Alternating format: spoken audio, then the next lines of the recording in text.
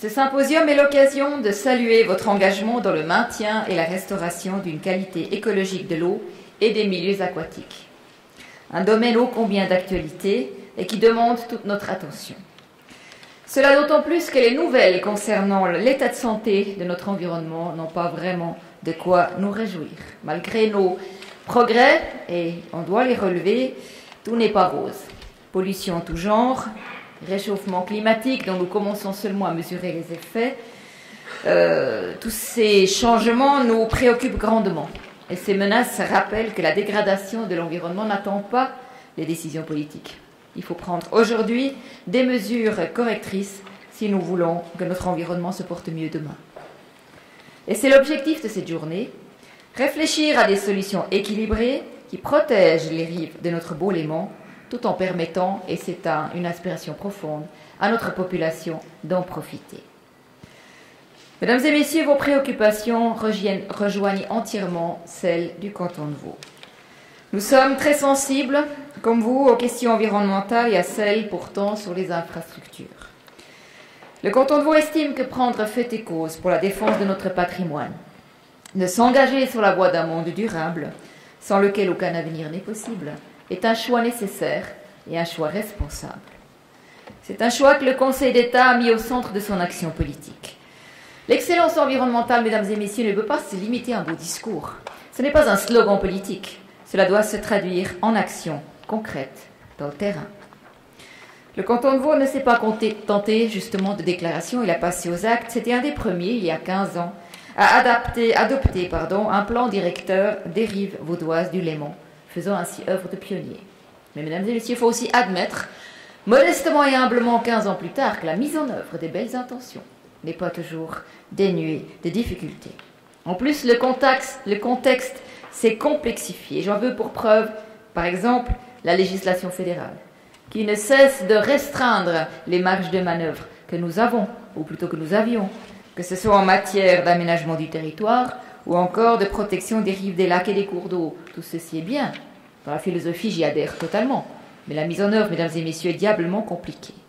Et puis nous avons une petite maladie dans notre pays, ou disons plutôt une épidémie, c'est la recourite aiguë. La recourite aiguë de tout milieu, de tous individus, que chaque fois qu'il y a un projet d'intérêt public, voit le jour, y oppose des intérêts privés. C'est la vie, c'est notre démocratie, mais cela n'accélère évidemment pas les processus. Et puis il y a de nouveaux enjeux stratégiques qui vont émerger, avec pour conséquence l'obligation de planifier, à l'horizon 2018, la renaturation des rives des lacs. Il est donc temps de renouveler cet état des lieux afin de nous préparer aux transformations légales à venir et à leur mise en œuvre. Comment faire mieux? Surtout que l'accès public aux rives des lacs est un exercice d'équilibre. Un exercice d'équilibre particulièrement exigeant. Je l'ai dit, il faut prendre en compte à la fois les intérêts publics, bien sûr, mais aussi les intérêts privés. Il y a des propriétaires, il y a des gens, il y a des associations qui savent exactement ce qu'ils ont l'intention de faire de ce petit bout de terrain que nous aimerions rendre au public. C'est donc un véritable parcours du combattant. Et même si on entend souvent dire que nos rives ne sont pas suffisamment accessibles, on doit quand même admettre que la moitié des rives l'est. Eh bien, tous les cantons ne peuvent pas en dire autant. La moitié du linéaire de nos rives est accessible au public. Alors c'est vrai que ça change grandement d'une commune à l'autre et il y a certainement des efforts à faire. Eh bien, nous devons faire face en plus à d'autres défis. La température de l'eau augmente, vous le savez, dans les rivières surtout, dans les lacs également, et ceci a une influence souvent fatale sur les communautés vivantes du lac et des cours d'eau. Il y a des effets insidieux des micropolluants aussi. Nous faisons des gros efforts dans notre canton qui foisonnent de steppes, de stations d'épuration, ce qui est très réjouissant, sauf que ces steppes évidemment vieillissent. Il est judicieux de les regrouper, de les moderniser, de les mettre au goût du jour et surtout, de les équiper des nouvelles technologies pour combattre le nouveau fléau que nous avons identifié qui s'appelle les micropolluants. Là, il y a évidemment beaucoup d'investissements à faire. En se regroupant, les stations d'épuration pourront faire face à ce genre d'investissement et l'État et les communes les y aideront. Et il y a des solutions. La vision concertée est absolument indispensable. Vision concertée des activités et infrastructures nautiques qui soit respectueuse des enjeux environnementaux. Là aussi, c'est difficile. Les gens veulent utiliser le lac, utiliser le bord du lac pour se délasser, se prélasser, se ressourcer, faire du loisir, du sport.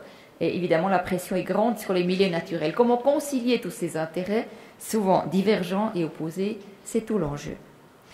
Mais il existe des projets qui arrivent à allier ces différents intérêts si on s'y prend bien. Je pense par exemple à un projet formidable qui est le delta du Rhône.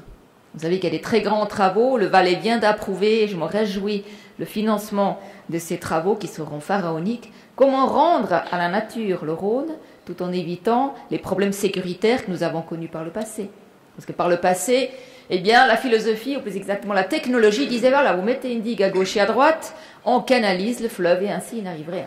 Sauf que quand il franchit les digues, pour le faire retourner dans la digue, c'est autrement plus compliqué.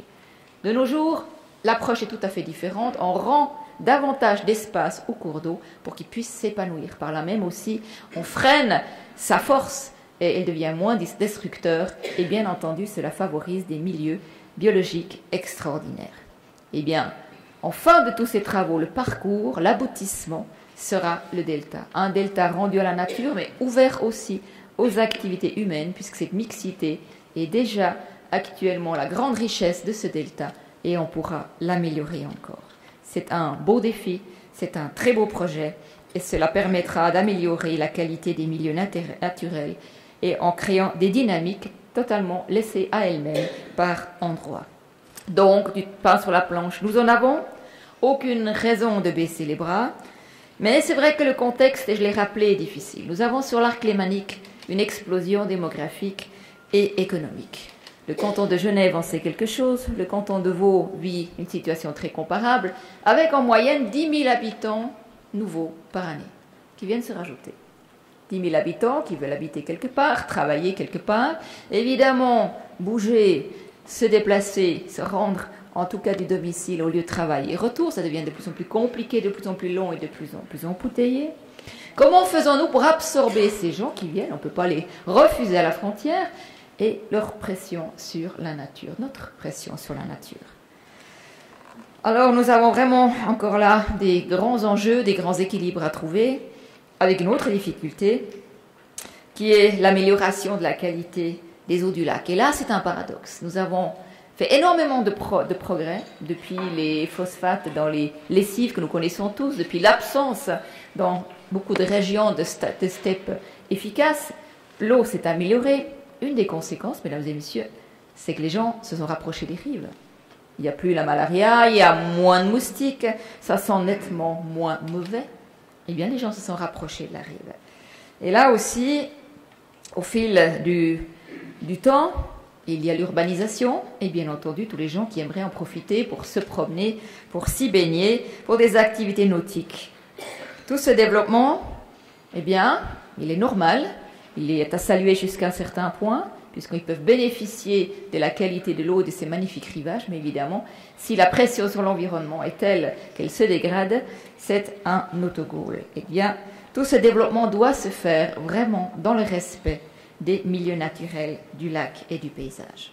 Nous devons donc continuer à nous mobiliser plus que jamais.